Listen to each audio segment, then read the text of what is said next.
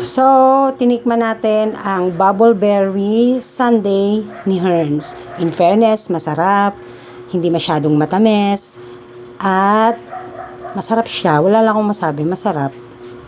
Pasok sa banga. Hi guys, Mami Park is here. Magwa 1 o'clock na. It's November 21 na officially. Dachyangan. And it's not usually I'm here na late ng Thursday. So, Thursday and parang Friday na kasi alauna na. And I'm not usually like in this time ay naka-lipstick. Pero syempre kasi nagbablog tayo, naka-lipstick tayo. Okay, so in today's video ay i-share ko sa inyo dahil may mga nagtatanong ko sa inyo kung magkano na ba ang bentahan ng candy ngayon. So, 2 years ago, no, nasa 5 piso pa ang bentahan kadalasan ng mga candies. Yung mga candy na usually nabibili natin online na i-share ko sa inyo. So, ano ba ang mga nagtaas sa akin? Sa akin ha?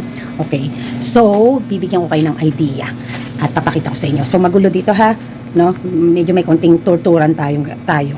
So, it's Thursday. Hindi ko din akalain na medyo mabilis. Siguro kasi it's 20 at sahod ng mga tao.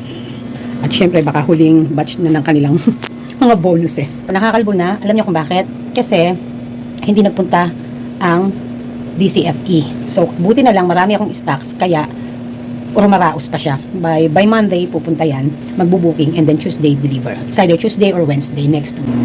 Ayan guys, aware naman kayo na very fast moving ang ice cream sa akin. And recently talaga, ito ang madalas na nasa vlog ko. Dahil ang una talagang pinupuntahan dito sa area ko, dito sa area ng harapan ng tindahan ko, ay ang ice cream, kapag ice cream ang bibilin. So kaya, kailangan halo-halo sila dyan.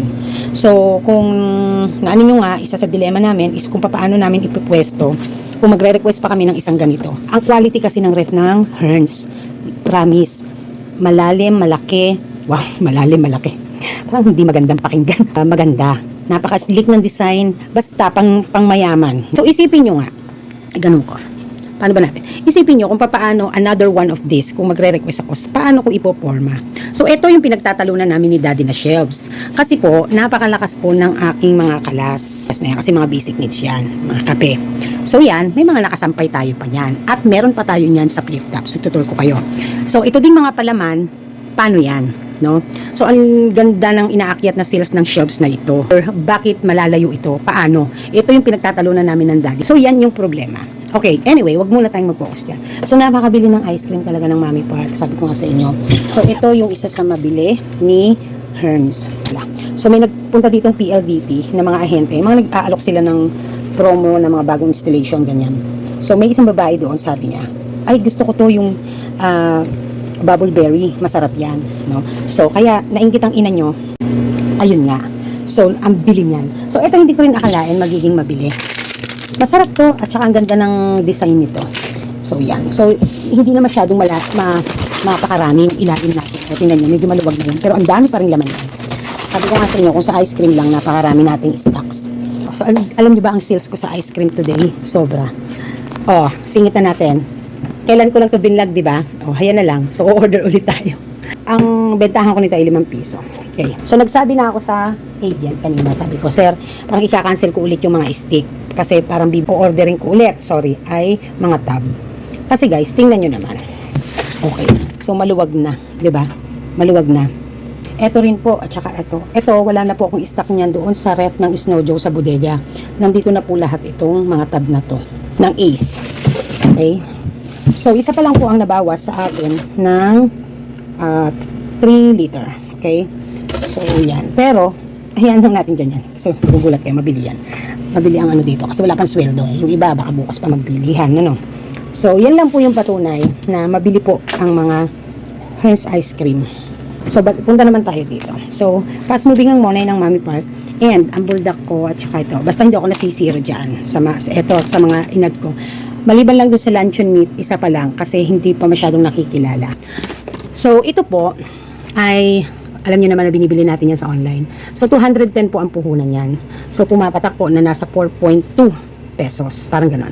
So, yan po dati, ang bentahan ko lang ay 5 piso. Ngayon po ay 6 na.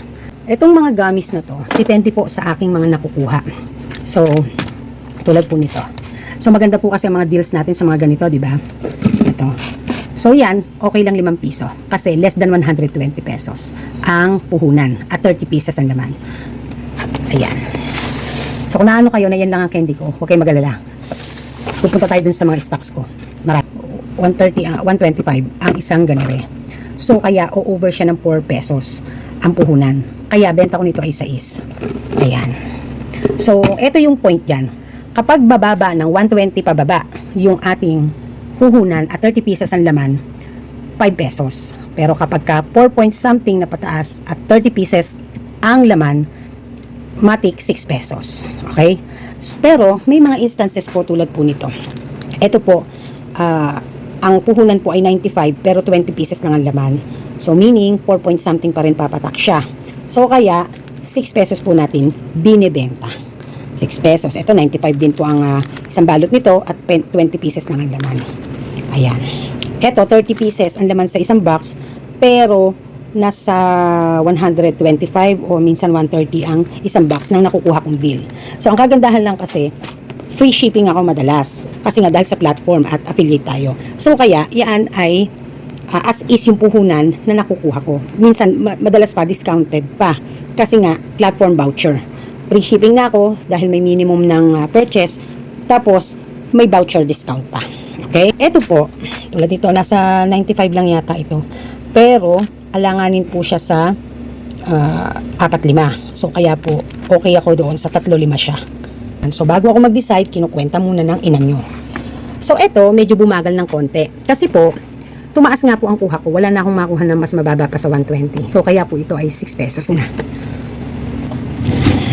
Ito guys, nadidil ko to ng 110, 115, no? Hindi natataas doon. So, kaya naman, 5 pesos pa rin siya. Ito po ay 6 pesos. Kasi nga, yun nga tulad ng sabi ko, basta tumaas ng 120 pataas, automatic nagsi 6 pesos. As well as ito pong ating mga di ba, bawas na.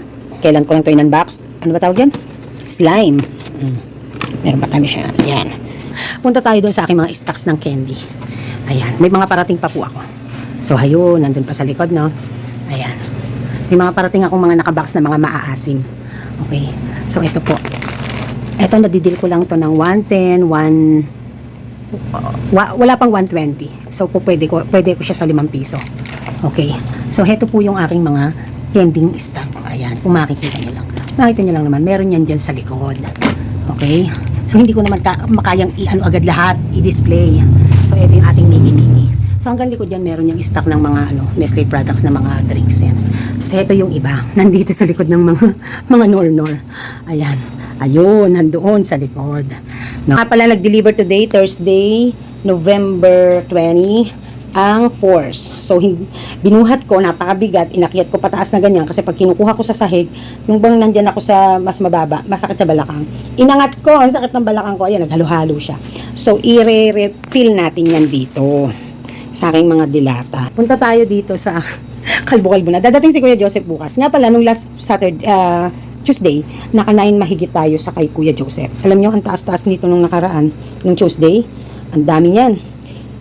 Hanggang dito yan, yung aking mga red horse, no? Wala na, yan na lang. Pero naka-refill naman tayo doon. Pero kasi, puno iyon, and then, dito, meron tayong 4 na case, at meron tayong 5 case, minsan 6 pa, na mucho. So, sa mga Coca-Cola products, meron tayo dyan, no? Andun pa sa likod yung mga kasalo. Tapos, yung mga 8 ounce natin, nandun. Ayun, nandun sa ilalim na yun. Tapos, wala na lahat yun, ni-refill ko kagabi. Yung Choco, Big 250 na yan, na dalawang apple, yan, wala nang laman yan. Ni-refill ko kagabi yan, noong November 19. Naalala nyo po ito? Itong sinabi ko sa inyo na, di ba binlog ko to guys? Ito.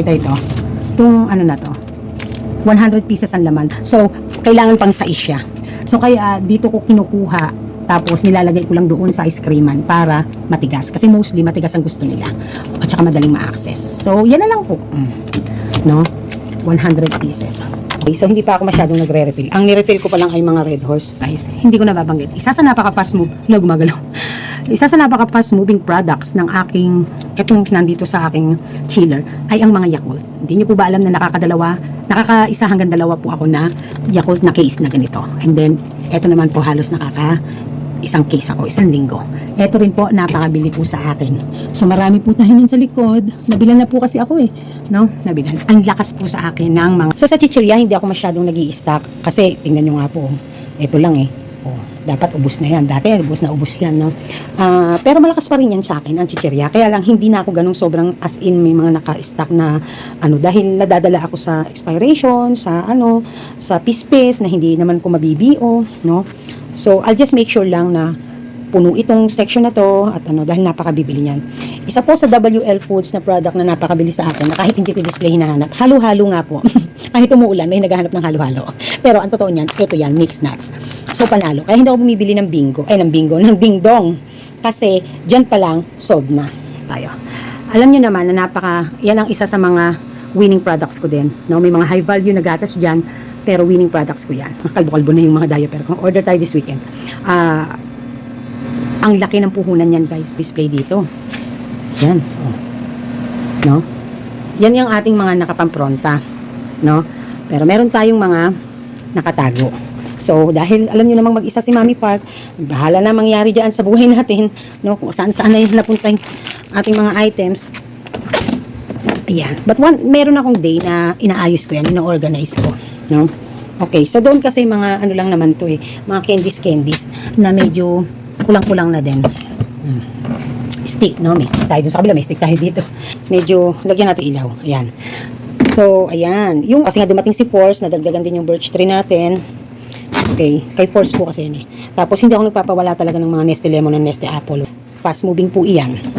So, ito po yung sa Milo natin. So, nakita nyo yung magic sarap natin doon. Ayan.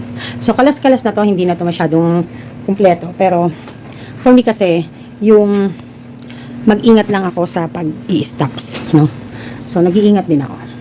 So, yan yung mga display na stock doon. So, itong bodega natin, hindi na naman natin, kalbo-kalbo na naman. At ang itlog natin. Okay? So, ang kalat po dito, no? Pasensya na po kayo, ganun po talaga. So, pinapaubos lang natin yung laman dito kasi nga, gusto ko na nga magpatayin ito. At kung magpapalit lang din naman ako ng rep, yung kay Hearns ang gusto ko dahil nga mas malaki. No? Ayan. Kasi, syempre, pag umorder ulit tayo kay kay Hearns at saka kayan, mga chichirya po yan. So, ang hirap pong humanap ng bigas ngayon kasi ang pangit po talaga ng bigas ngayon. Nawawala si Coco, si Jasmine, tapos si G4 na, ano ba pangalan nun? Si G4 na buko pandan. Pasko po at New Year, pupunan po natin lahat yan. Kailangan po ay maistakan natin lahat. 11 case po sa mucho lang nandito. Tapos 9 naman yung maliit, yung pula. So, nakita nyo, meron akong ace dyan. Sabi, baka mag-isip kayo, Mami, bakit magre-request ka pa ng Hearns, meron ka namang ace. Tsaka naliliitan pa rin ako dyan. Ayoko din po kasi ng flat. Ayoko po ng flat. Yung top glass niya, flat. No, ganyan na po kasi mga uso ngayon mga flat. Gusto ko po yung pa-curve. No, tsaka maganda talaga, gusto ko talaga yung chest freezer ng Hearns. Nagrepack ako ng dalawang sakong yelo. Okay? So, hindi ko akalain, itong Fujidenso na to. So, nasira na rin yung kanyang handle. Ewan ko kung saan ko na itago. So, ito po ay pundar ng ating tindahan, no? Ito lang naman yung tindahan ko. Hindi naman to sobrang punong-puno, hindi na tulad ng dati. Kasi matumal, tapos mag-i-stock ka ng marami. Hindi siya practical, di siya advisable. Okay? So, pero, winning naman yung mga in-stock ko. Kaya, hindi ako ngayon nai-stock ng mga produkto na napakatagal mabili. Lahat ng mga fast-moving products, yun ang pin-provide ng Mami Park. Ayan, wala na tayong masyadong maling. Napaka-fast-moving din ng maling namin. Tsaka yung CDO, CDO luncheon meat. May laman to, puno ito, tsaka yan. So, ang gin natin, ilan na lang? 3 na lang yung buong buo. So, kailangan nating ma-refillan yan. Maging 5 ulit yan. No? Yan ang ating laging goal. Okay? Wala naman sa akin kasong i-share sa inyo yung kung ano lang ang laman ng tindahan, ganyan. Kaso, yung makalat kasi tsaka hindi organized, nahihiya rin ako. Kasi, syempre, alam niyo naman, pagod na pagod ang Mami Park lagi, di ba? Lagi kasi nagugulo. Aayusin ko, tapos magbablog ako, gulo na. No? Kung na lang na ganun yung camera. Ito. Ang dami natin yan. Yung, kung may 10 yung nandyan, kulang 10 o 10. Mga 10 mahigit o 10. Na tayo ng twin pack na birch tree. Kasi nga, ay force yan. So, may natira pa tayo nung sa last na order natin. Tapos, nagdagdag na lang tayo. So, kasi nga ayoko nagpapawala ng mga fast-moving products. Minsan naman sobrang organized. Hindi naman ako nagbablog. Tinatamad naman akong mag-vlog. Kung kailan magulo, saka pa doon ako na napapablog. To God be the glory, kasi nadadama ko pa rin yung tumal pagtapos ng last week ng October at saka first week ng November, yun yung mabili. dahil nag-focus tayo doon sa mga fast-moving products. October, talaga namang masak sa bungo ang tumal. Isa sa pinakamagandang nangyari kasi na kaya medyo umangat-angat yung sales ko na simula dun sa matumal na sales, kaya umangat-angat kasi ay able to provide na yung mga talagang kailangan ng ating mga customer. So, bakit Mami Park lagi mo namang ina-advise sa amin na focus to fast-moving products? You can never go wrong with the fast-moving products. Yes, alam ko po yan. Pero dahil po, di ba, nagkaroon nga po ako ng problema pagdating po sa mga obligations ko, sa mga utang ko na binabayaran. So, kahit sana meron akong pambabalikwas dahil nabebenta naman, nagkakabenta naman, ang problema po, ang nangyari na ipambabayad ko. Ngayon, nung unti-unting ibinabalik ko yung mga pag-i-stock ko na talagang kailangan ng tao, doon din ay umangat din ang sales ko. So, ang laki ng space ko. To fulfill this space, no, or to refill, hindi po talaga birong pera ang kailangan mo dito. Kaya, paano mo mapagtatagumpayan yung nasadlak ka sa dusa ng negosyo nang dahil sa mga kapalpakan na nangyaring pagdidesisyon, no? Although, naintindihan nyo naman kung ano ang naging dahilan kung bakit, di ba? But, kasi kahit pagbalik-balik rin natin, naging palpak din talaga. And, aminado naman ako doon, no? Kaya lang, mahirap talagang piliin yung magmatigas dahil meron kang minamahal na tao. Anyway, it's over and done. I'm moving on. Okay na ako. Masaya ako. Ngayon, natatanggap ko na ng mas maluwag sa dibdib ko. Payak pa ako. Mas maluwag sa dibdib ko na kahit matumal, matumal, yan ang magagawa ko, no? Pag nagpatalo ako dun sa salitang matumal at may stress ako, mas lalong lumalala yung problema. Kasi the more na ako ay stressful at nag-iisip, mas the more din ako na parang hindi nagiging normal ang takbo ng buhay ko. Yung acceptance and being consistent, yun yung tanging pwede kong magawa sa ngayon. Diba? Kasi may mga bagay akong hindi makokontrol. Yung purchasing power ng tao, hindi ko yan makokontrol basta-basta. Kahit ako mismo, diba? Halimbawa, kung ako man yung wala akong negosyo, tapos ang gano'n lang ang kita ko, tapos ang mahal-mahal ng bilihin. So, syempre, magtitipid din ako. Diba? So, alam nyo din naman, ang isa sa malaking reason kung bakit tumumal ako, dahil din dun sa mga sigarilyo na naging available dito na illegal. So, kaya, talagang nanindigan ako sa sarili ko na hindi ako magtitinda nun. No matter what happened. And it paid off. Yung aking pagtitiis, yung totoo nga daw yung sabi ni Pastor. Ito, galing sa Lola Part nyo, na kapag nagsisimula ka ng magbalik loob at nahandoon ka na sa desisyon na talagang gusto mong magpuri sa ating Panginoon, dadating mas marami ang dadating ng mga demonyo, mga masasamang pangyayari at tao sa buhay mo. Dahil susubukin ang iyong faith, no? Susubukan talaga na to the point na naghanda ka naman, na ganito naman, na kapag nagpakapagod ka, pero ang daming mga nagiging dilema, ganyan. But for me, yung acceptance na eto tayo ngayon. And what we need to do is yung dumiskarte. Kasi, technically, kapag ka yung naranasang tumal na to, technically, ang isasagot talaga natin, napakahina talaga ng purchasing power ngayon ng mga parokyano. Kasabayan pa ng may mga nagsulputan ng mga bagong kakompetensya. So, merong dahilan talaga kung bakit matumal. Kasi hindi lang naman ako nakaranas, di ba? Kayo din naman. No? Kung mabilis sa lugar mo, di mo nadanasan ng tumal, happy. God bless to you. Pero kasi marami kami na mga nakaranas talaga ng tumal. So, merong reason why. No? Worldwide sa totoo lang. But, para magkaroon ka ng dahilan na lumaban. So, didiskarte ka ngayon. So, kapag ka nakaisip ka ng diskarte, ngayon, ang mangyayari naman nun ay saka lang siya eventually magiging technical solution.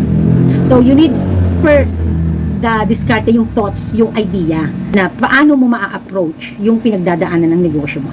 Kasi, kapag ka may problema at meron kang nalaman mo yung cause ng problema and then meron kang solution by the book, by the law, or by the principle man yan. So, technically, merong solution. But there are times, bakit parang walang solusyon? Ganun tanong mo So, ngayon, papasok ngayon yung diskarte. Doon palang gagana yung diskarte. Kasi ang dami nagsasabi, Mami, pag ang galing ng diskarte yung ginawa mo, madiskarte ka din, alam mo na lagpasan mo yan, na-survive mo yan. Paano, alam yung pagano na, gumagano na ulit, naiaangat ulit. Anong diskarte? Kasi sabi ko nga po sa inyo, kung ibang klase ng tao nakasari ang humandle ng problema pinagdaanan ko, baka hindi kayanin. No? So, for me, inuna ko muna yung maniwala sa sarili ko at bumalik sa realidad na dapat pala tanggapin ko. At pag tinanggap ko na, gagawa ako ngayon ng diskarte. Kasi kung sasabihin mo talaga in technical, wala na kasi sa utang ka lang eh. Ano pang ano, 'di ba? So, ngayon, dahil diniskartehan natin, ginawan, nag-isip tayong mabuti, itinatiming natin yung ating allocation, itiniming natin. Although, technically speaking, yun naman talagang dapat gawin. Pero, meron kang unique way how to do it. Hindi lahat ng mga kasari, katindera, or tao ay may kakayanan na gawin yung mga nagagawa mo. May nagsabi sa atin na yung kung iba nga daw yan, na dinanas yan, ay baka tumakbo na. Ang kagandahan na may mga anak ka. Selfless, no? Nanay. So, hindi tayo po pwedeng magpagapi kasi ang iniisip natin yung mga anak natin, kawawa. So, sila talaga, mga mahal ko sa buhay, ang inspirasyon ko talaga. Ang kailangan lang talaga merong mag-ano sa atin na gumising na tayo sa katotohanan, kaya kailangan gumawa na tayo ng diskarte. Hindi ko pinubuhat yung upuan ko, ha? Yung sarili kong upuan. Ang pinupoint out ko lang dito, pinupunto ko lang dito, yung diskarte kasi, lalabas yan kapag ka nasa tight situation ka na. Hindi yan lalabas kapag ka everything is okay. hindi gagana ang instinct mo. Kapag ka wala kang dilema na nararanasan. Dahil everything is fine. O, wala kang stress. No? Pagod lang ng katawan ang iisipin mo. Pero yung sasabihin mong pagod ng katawan, pagod ng isip dahil sa mga obligations, dahil sa mga problema. Kapag scientific basis ang pinag-usapan, may explanation ng science. I always say scientific basis. May pag-aaral. Pero syempre, magwa-wonder ka, bakit? Diba? Di mo naman nakikita ang Diyos, di mo naman nakikita ang pero it seems like there's a miracle. Yun yung sinasabi natin na the power of faith. No? Alam niyo po ba sa science, ang explanation niyan, ang tao daw kasi, ganito di ba? Di ba kapag inisip mo na may sakit ka, yun yung nangyayari. Kasi may responsible na hormones, may responsible sa katawan natin, sa brain natin, na kung ano yung iniisip natin, yun yung nangyayari kasi yun yung nire-response ng katawan natin. Ano ba ang mga basihan ng debate? No? Biblically and scientifically. So, pag scientifically, may pag-aaral, may basis. Pag biblically, papasok dyan yung paniniwala natin, kultura natin, relihiyon natin, no? Yun ang kalaban yan. So, for me, both works. Both works. Meaning, hindi lang ako basta kasi naniniwala. Kailangan may scientific basis. And if hindi ma-explain sa akin ng science or hindi ko makita yung kasagutan, biblically, naniniwala ako. Or, how am I say that? Hindi naman ako nagbabasa ng Bible. For me, yun yung it works miracle. Dahil dun sa faith natin. No? So, mag-shoutout na nga tayo. So, dun tayo sa negosyo update. You can never go wrong with the fast-moving products. So, we have only 5 comments. Sabi ni Od Nalor, hello Mami Park, magkano pong bintahan mo dyan sa egg candy at iba pa? Nubo ko, katinalaman ako. So, yun nga guys, nasagot ko na sa ating tour, sa ating video. So, Ellen Pilar, hi Mami, always watching po, nakakaloka, di ako maka-check out. Tapon ko na tong CP ko, hehehe. Lahat na ginawa ko pag clear, love you Mami Park. Alam nyo to the point si Ma'am Ellen, nag-PM po sa akin yan. Kasi talagang gusto daw po niyang umorder sa mga link ko. Kaso nga talagang, ang problema niya yung phone niya. Hindi niya alam kung ano pang, tinuro ko na rin lahat ng mga possible way, ano ang gagawin. Hindi pa rin talaga. Hindi ko na maintindihan din kung ano ang kailangan ni Ma'am Ma'am Ellen Pilar. So, sayang Russell Dano, ako Mami, sabi ko 25 ako mag-aasawa pero di umabot, lumandi ng 24. So parehas tayo, turning 23 nabuntis ako, and then 24 officially pinanganak ko na si Kauri. And then Flor de Lisa Abogado, Mami, araw-araw ka magtatabi ng 500 pesos kada gabi para di ka mamroblema sa pang-upa mo, sa pwesto. Ako dito lang sa bahay ang store kaya walang upa, pero araw-araw ako nagtatabi ng 400 pesos para sa kuryente, tubig, gasol at internet, almost 10K. Ginawa ko na yan many times. It doesn't work to me. It doesn't work to me. It didn't work. I don't know why. No? Kasi dito po kasi mabilisan po ang mabilisan po talaga dito. Sabi ko po nga po sa inyo dito, pag hindi ka namili ng mga 3 araw, 2 araw, parang nakakalbo na agad ang tindahan mo. So, hindi talaga po pwedeng ipitin yung pera.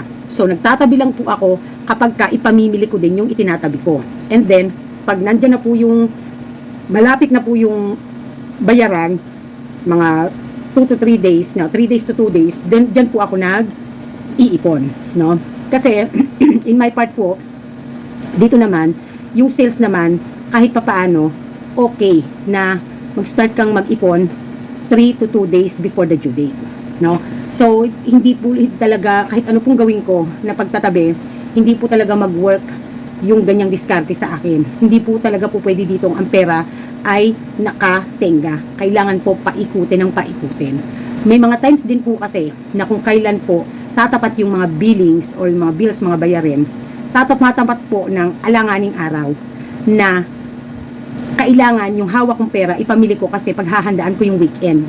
So kapag halimbawa po, due date po ay Thursday, Friday, hindi ko po pwedeng ipitin ng pera talaga. Gawa po kasi ng kailangan kong makapamili para sa weekend.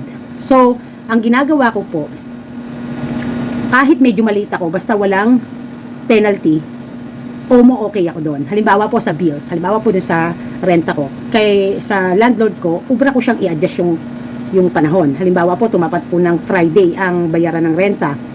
Ipapamove ko po ng Monday yon para magamit ko pa yung pera na maipamili para mapaghandaan ko ang Sabado, Linggo, sa ang Friday, Saturday, Sunday. Nang sa ganon ay Lunes, pwede na akong makabayad. Kailangan po kasing paghandaan yung weekend. So, as well as sa mga bills, kapag po ang due date halimbawa ng kuryente ay tumapat ng Biyernes, ganyan, babayaran ko yon ng ika-Monday na. Basta hindi pa siya magpe-penalty at kaya pa siyang bayaran through GCash. Okay po ako doon. Ganun po ang ginagawa ko. Hindi po talaga mag-work po dito sa akin ang mag-ipon para meron po akong pambayad.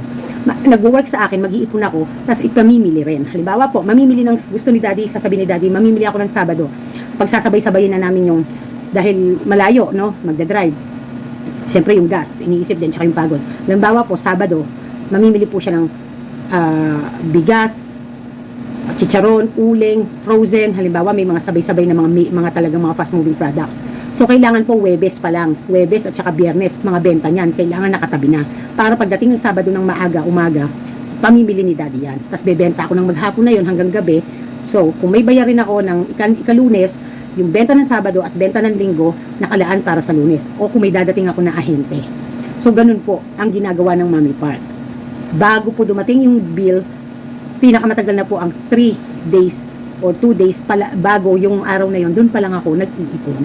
Dahil nga po talagang hindi po talaga pwedeng matenga yung pera. No? Yun po yung discarding ginagawa ko. And it works to me. Ewan ko lang po sa iba. So, kailangan right timing and right allocation ang gawin ko. Yan po yung discarding ginawa ko. Kaya po unti-unti din. Ever since naman, ganun po ginagawa ko eh. Kaya lang po yung ito nga pong pag-revive ko ng tindahan ay nagamit ko po yung maging consistent pagdating sa budget allocation. Nasisira lang ako talaga nung mga nakaraan nga na buwan, gawa kasi nga ng yung acting or mula nung yung sinabi ko nga po sa inyo na sa obligations ko nung naiwanan ako ng obligations pag alis ni Lola Park, nasisira kasi nga dahil doon sa inuuna yung obligations kasi may due date yun. Hindi ko po pwedeng ipagpaliban at nakakompromise ang aking integrity doon. So, hindi katulad nung sa ating landlord, pwede ko siyang ipagpaliban.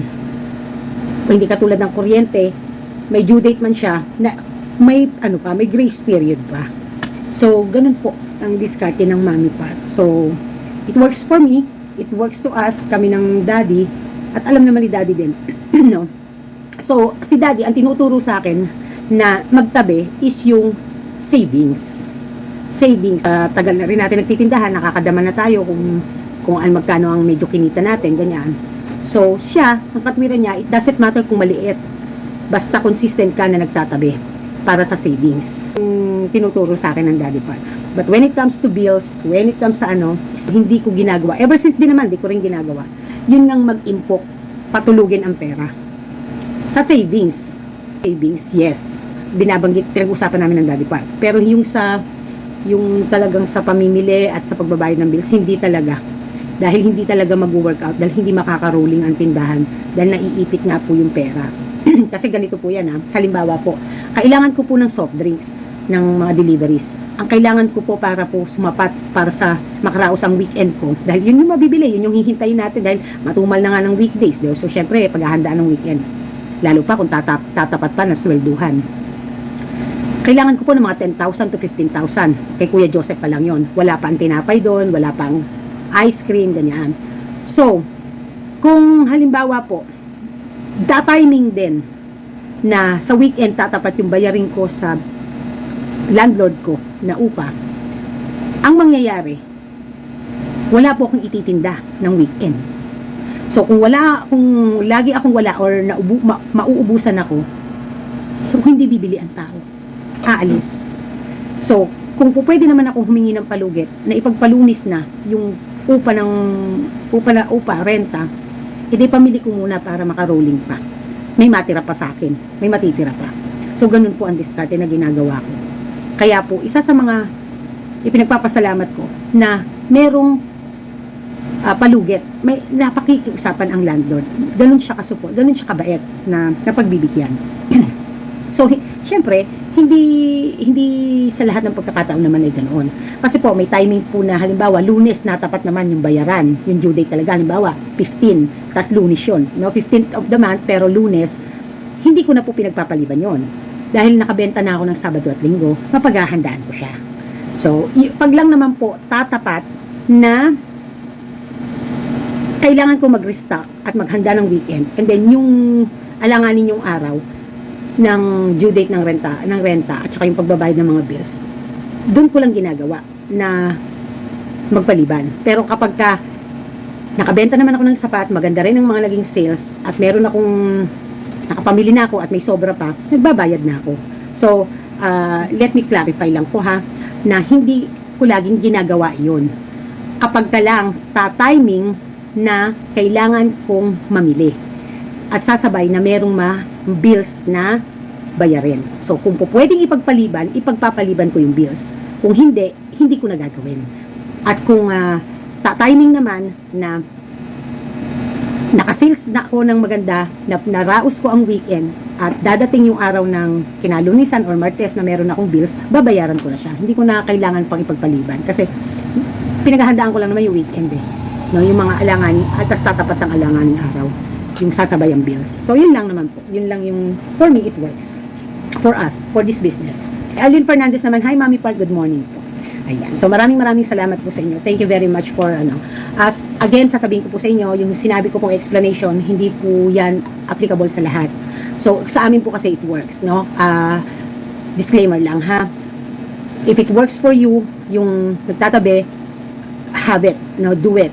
But, kung katulad mo din ako na, it works yung katulad nung sa akin, you can keep it up. So, yun lang naman. So, Mami, paano ka kumukuha ng kita? So, kung naintindihan niyo po na ito ay bread and butter namin, so, nakalista po lahat ng kinukuha namin sa store, lahat po ng ginagalaw kong pera para sa personal, nakalista po yan. So, para may idea ako, kaya nga po lagi may pagtatala. Kaya may idea ako, kapag nagkwenta ako the whole, for the month, na sales report, yung net income ko lalabas. So, malalaman ko din kung may sobra pa meron pa akong dapat kunin kay store. Kasi, lalabas nga po yung kwenta. Dahil nagtatala kami ng expenses namin daily. Yung expenses ng store for the operation, expenses din ng personal para sa aming net income. Yung sa sobra, dalawa lang. So, either dalawa lang mangyayari dyan. Save and balikwas ulit. Kung halimbawa, titingnan namin kung meron kaming kailangang mas maraming stocks na items na, halimbawa po, tumataas yung demand sa isang items. So, magpo-focus kami doon. So, halimbawa, may additional kaming ilalagay sa store. So, yung sumobra sa net income at nakapagtabi na settle na ang expenses, lahat-lahat na everything, tapos may sobra, ibabalik namin ulit sa store para ma-provide yung i-adds on namin. Ganun po. Okay, halimbawa, tulad niyan, nag-adds on tayo ng, wala naman yan sa ano natin, nag-adds on tayo ng mga ano na yan, yung mga buldak-buldak na yan, Korean products na yan. So, yan po ay combine ng ating konting kinita na net income na po pwede na natin gawin kung anong gusto natin gawin. So, nagbalikwas ako ng konti. Half of that ay yung kinita ng tindahan at binalikwas natin. And half of that is binabaan natin ang stock sa ibang items para maka-avail tayo ng product na yan. No? And then, nag-replenish na lang tayo ulit pagka maganda ang sales, balik ulit. Ang wag lang mangyayari is yung over withdrawal ka or nilaan mo doon sa dagdag ka ng dagdag ng mga iba't ibang items na naaaralin mo pa lang kung mabili. Dapat, kahit nagdagdag ka nag-adds on ka ng bagong produkto, yung mga fast-moving products mo, hindi mo dapat pinababayaan. No? Okay lang, kung marami ka pang stocks, bawasan mo muna yung budget niya. Pero, wag yung talagang literal na nilet go mo, dinamage mo talaga yung budget ng fast-moving products para lang meron kang i-adds on na hindi naman fast-moving products. Nagets po ba? Naintindihan po ba yung point ng Mommy Park? Nabibili, pero hindi yan katulad ng talagang basic needs natin. Yan kasi parang luxurious na lang ng ano yan ng mga tao dito, yung mga buldak na yan, yung mga Korean products na yan. No? Pero, I'll make sure na hindi maapektuhan yung talagang para doon sa mga fast-moving. Yun naman yung inano natin dyan. So, lalabas dyan yung diskarte mo. Yung right timing, budget allocation mo. Actually, dati pa man din, nababanggit ko na sa mga vlogs ko yun No? Na kapag may gusto kang i-adds on na produkto, you just have to make sure lang na maganda ang kinita ng tindahan, may sobra na pera, and also, hindi ma-hurt dapat yung mga priority products, priority items. So, yan naman lagi pagdating naman sa ganyan, consistent naman ako. Kaya nga lang nagkaroon ako ng mga problema ng mga nakaraan kasi nga napakalaki ng obligations na binabayaran ko. So, dahil gumaang yung obligations natin, meron pa rin naman tayong obligation pero hindi ganun ka-hurt na talaga, nakababawi-bawi tayo ng konti. 'Di ba? Nabawasan ng ating ang personal natin na needs. Yung halimbawa, tulad niyan, kung meron akong mortgage na binabayaran, kinukuha ko yon sa net income namin, sa nakukuha naming net income sa store, no? So, dahil wala na yon, tapos na, ngayon, magaang, no? So, kung meron man kaming net income, binabalikwas ulit namin sa tindahan para makabawi yung tindahan na mapuno siya ulit, makasustain siya ulit, no? So, ganun, hinihil natin yung na-damage. So, talagang sasabihin ko talaga sa inyo, kapag hindi mo kaya yung ganitong diskarte, yung ganitong pag-iisip sa pagninegosyo, hindi mo malalagpasan to. Totoo yung may nagsabi na, kung iba to, baka nagsara na, baka nagtago na, or hindi na talaga hinarap ng tuluyan ng problema. Pero sa part ko, ang kagandahan naman, dahil sa pagmamahal ko sa pamilya ko, sa mga anak ko, at paniniwala ko, pananalig ko sa Diyos, na malalampasan ko at makakaya ko to. Basta't harapin ko lang ng buo ang loob, no? Hinaharap na magtiwala sa Diyos na hindi niya ako pababayaan, ay na-surpass naman. So, to God be the glory talaga. Yun na lang talaga yung masasabi ko. So, yun lang yung gusto ko pong i-share sa inyo, no? So, maraming salamat. And, this is Mommy Pat and this is Tim Pat, no? So, I'm going to put down the links ng mga ating mga candies dyan at mag-check out kayo if you can. Maraming salamat po. Malaking bagay po sa Mommy Pat. Bye! Fighting! Mwah! Mwah!